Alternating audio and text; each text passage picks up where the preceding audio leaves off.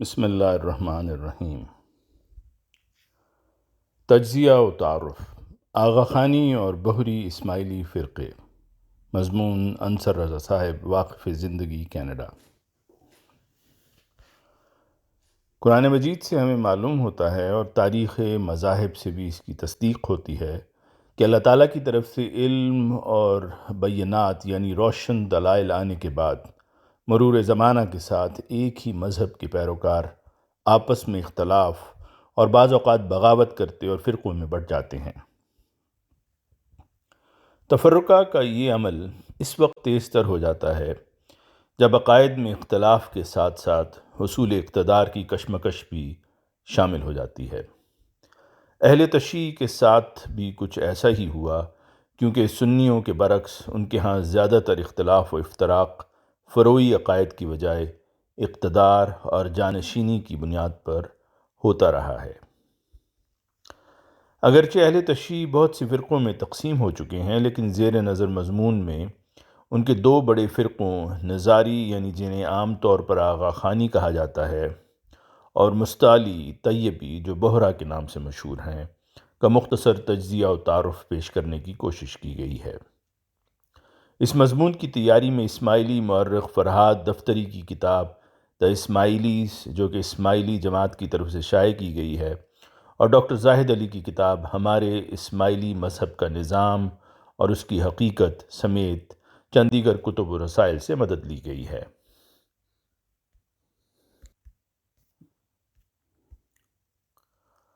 چند اہم شیعہ فرقے۔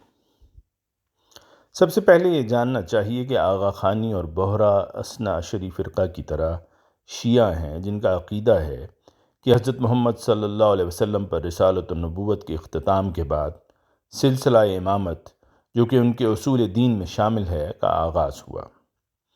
ان تینوں فرقوں میں سب سے بڑا اور معروف فرقہ اثنا عشری ہے۔ جیسا کہ ان کے نام اثنا عشری سے ظاہر ہے، یہ فرقہ 12 ائمہ پر ایمان رکھتا ہے، جن میں سب سے پہلے امام حضرت علی رضی اللہ عنہ اور آخری امام حضرت محمد مہدی ہیں، جو ان کے مطابق 5 سال کی عمر میں پردہ غیبت میں چلے گئے تھے، اب تک زندہ ہیں اور قیامت کے نزدیک ظاہر ہوں گے۔ اسی لیے انہیں القائم اور صاحب الزمان بھی کہا جاتا ہے۔ اہل تشیع کا دوسرا اور تیسرا بڑا گروہ بالترتیب آغا خانی اور بہرا فرقے ہیں، جو خود کو امامی اسماعیلی شیعہ کہتے ہیں۔ ان کے علاوہ اہل تشیع کے چند اور بھی چھوٹے چھوٹے گروہ مثلاً زیدیہ وغیرہ بھی ہیں، لیکن اس مضمون میں اہل تشیع میں ہونے والی ان 3 تقسیموں کے نتیجے میں بننے والے 3 بڑے فرقوں کا مختصر ذکر کیا جائے گا۔ مشترکہ عقائد۔ امامت اور تقیہ تمام شیعہ فرقوں کے مشترک عقائد ہیں۔ سیاسی یا دیگر وجوہ کی بنا پر اپنے اصل عقائد کو چھپانے کا نام تقیہ ہے۔ مشترکہ ائمہ۔ اثنا عشری، آغا خانی اور بہرا اسماعیلی شیعہ حضرت علی رضی اللہ عنہ سے لے کر چھٹے امام حضرت امام جعفر صادق رحمہ اللہ تک کی امامت پر متفق ہیں۔ مشترکہ مسئلہ۔ شیعہ گروہوں میں جانشینی کے مسئلہ پر اختلاف ایک مشترکہ مسئلہ رہا ہے، جس کی بنا پر ان میں تقسیم در تقسیم ہوتی رہی۔ باطنی عقائد۔ آغا خانی اسماعیلی عقائد میں تاویل یعنی باطنیت ایک اہم اصول ہے، جس کے مطابق قرآن کی آیات کے ظاہری معنی کے ساتھ ساتھ باطنی معنی بھی ہیں، جن کی تاویل کا حق صرف امام کو ہی حاصل ہے۔ ہر زمانے میں اسماعیلی امام ان آیات کی مختلف بلکہ متضاد تاویلات کرتے رہے ہیں۔ ان کے ہاں شریعت موقوف ہے اور یہ ارکان ایمان کی بھی باطنی تشریح کرتے ہیں، لہٰذا حج اور عمرہ کی بھی باطنی تشریح کرتے ہیں اور مکہ مدینہ نہیں جاتے۔ ان کے ہاں مساجد نہیں ہوتی بلکہ جماعت خانے ہوتے ہیں، جہاں یہ جمع ہو کر اپنی مذہبی رسومات بجا لاتے ہیں اور غیر اسماعیلی لوگوں کو وہاں داخلہ کی اجازت نہیں دیتے۔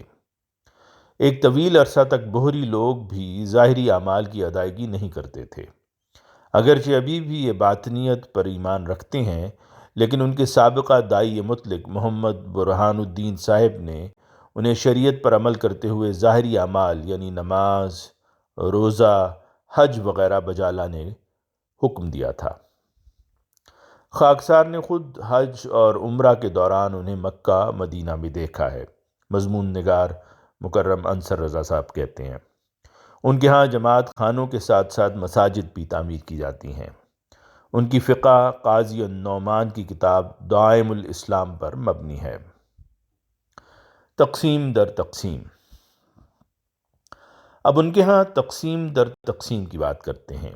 پہلی تقسیم زیدیہ۔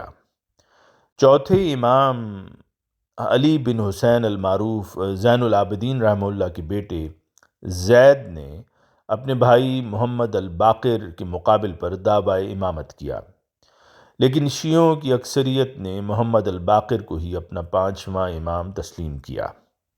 زیدی فرقہ کی اکثریت یمن میں رہتی ہے۔ دوسری تقسیم اسماعیلی۔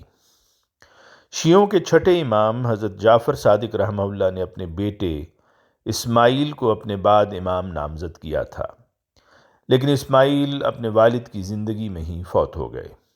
چنانچہ انہوں نے اپنے چھوٹے بیٹے موسیٰ کاظم کو 7واں امام نامزد کر دیا۔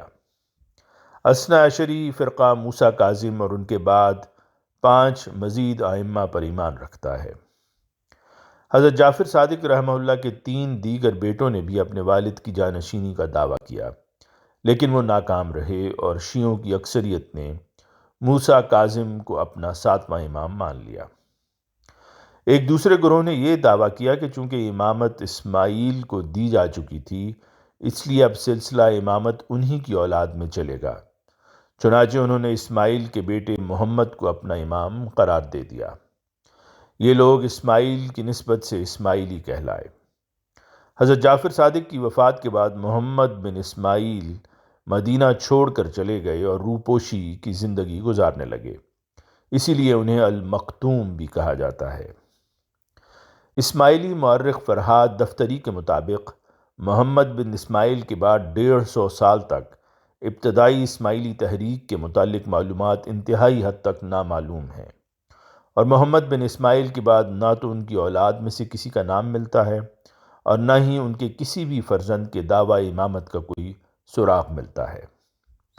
چنانچہ ابتدائی اسماعیلی صرف 7 ائمہ کو مانتے تھے، یہاں تک کہ 899 یعنی 286 ہجری میں عبداللہ المہدی کے نام سے ایک شخص نمودار ہوا، جس نے محمد بن اسماعیل کی اولاد میں سے ہونے کا دعویٰ کر دیا اور خود سے پہلے اسماعیلی داعیین کے لیے منصب امامت کا دعویٰ کر کے انہیں ائمہ المستورین کا لقب دیا۔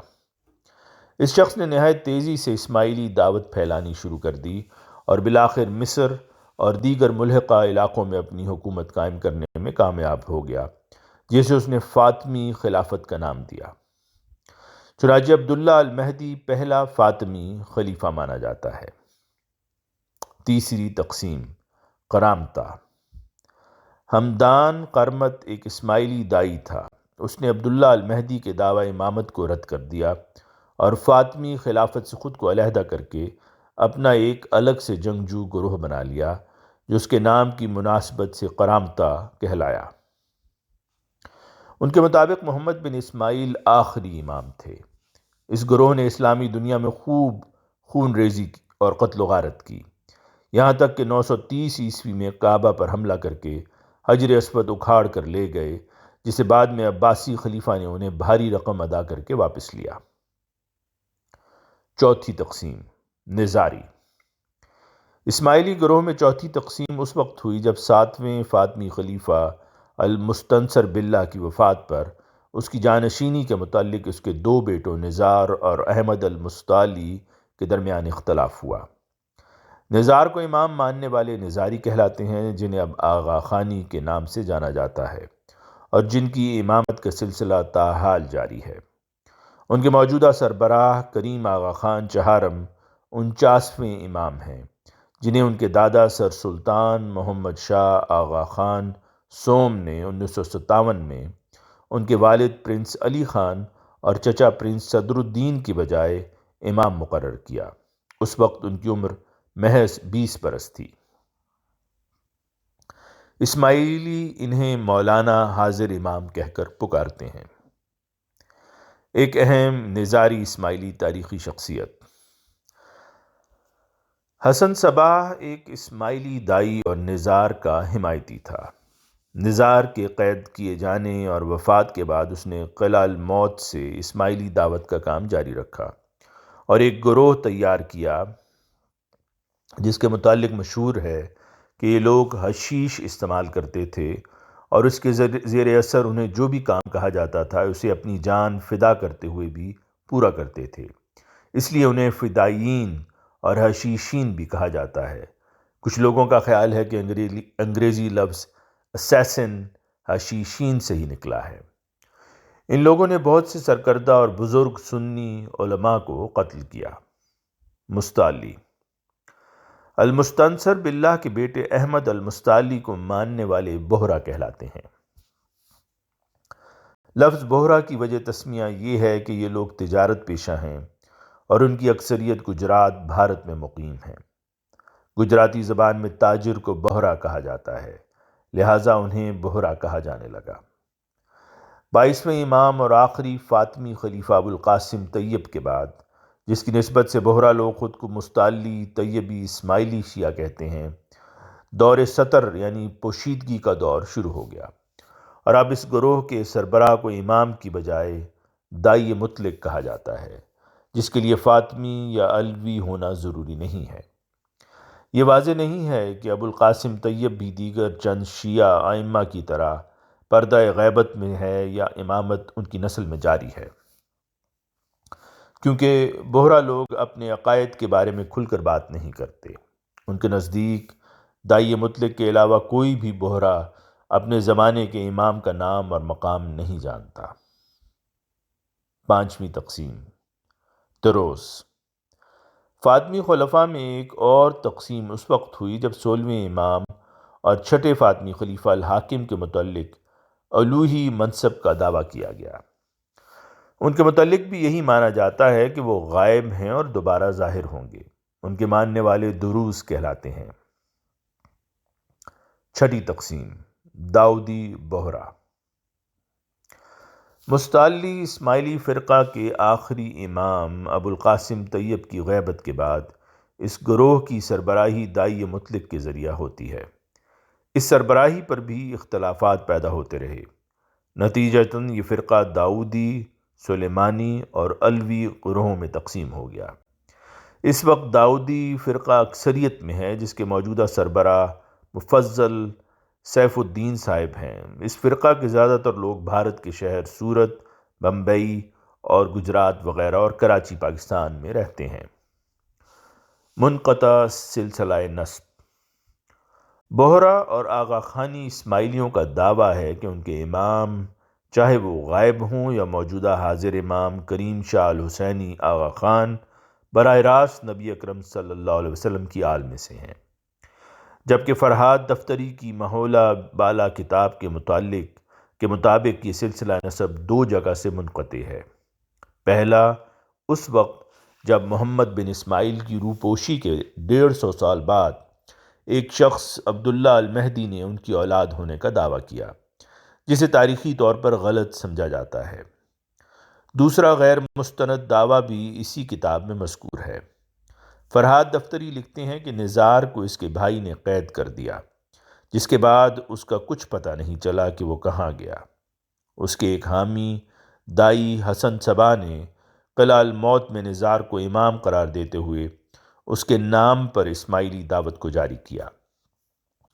حسن صباح کے بعد اس دعوت کی سربراہی بزرگ امید نامی ایک